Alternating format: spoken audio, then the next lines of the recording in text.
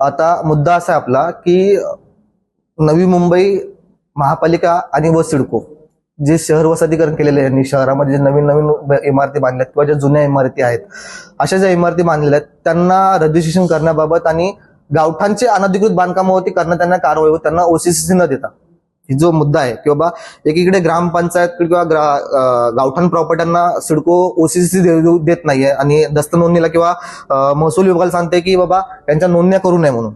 याच्यातनं काय होतंय की जो सरकारला जो निधी जातो तो निधी तिथे शॉर्टेज होतोय. पण तीच प्रॉपर्टी किंवा सिडकोच्या अंडरमध्ये असेल किंवा पालिकेच्या अंतर्गत असेल, ते पालिकेच्या अंतर्गत किंवा सिडकोच्या अंतर्गत असणारी जी सदनिका आहे,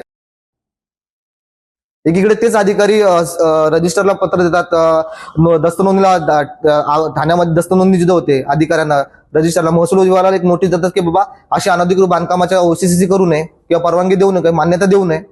पण त्याच ठिकाणी जे नवी मुंबईमध्ये अतिक्रमण केलेलं आहे किंवा वरती छप्पर बांधलेले ज्या ऑथोराइज नाहीये, अशा बिल्डिंगचे अशा फ्लॅटचे जिथं FSI वाढून काम केलेलं आहे, तिथं कशी मग सिडको हे करते, ओसीसी देते.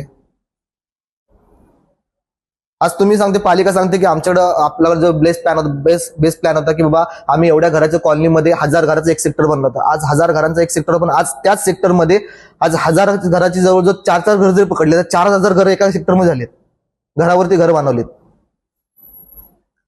लोकांकडे पैसा आला, 2 पैशाचं इन्कम सुरू झालं, त्यात काही वाद नाही. पण पालिका आणि सगळ्यांनी सिडकोनी आतुरच करून घेतल्या गोष्टी सगळ्या. इकडे एक नाही का, मग तुम्ही इकडे पण ओसीसी देऊ नका. याची चौकशी करा पहिल्यांदा, बाबा ती खरंच प्रॉपर्टी आहे का नाही. यांच्याकडे व्हिजिलन्स टीम असते सिडकोकडे, यांची व्हिजिलन्स टीम गेली कुठे? नावं टाकलेली साहेब अधिकाऱ्यांची, ज्यांना आपण अतिक्रमणाचे अधिकारी आहेत ना त्यांना आपण दिलेलं पत्र त्या गोष्टीचं. जगन्नाथ विरकर म्हणून त्यांना मी पत्र दिलेलं आहे.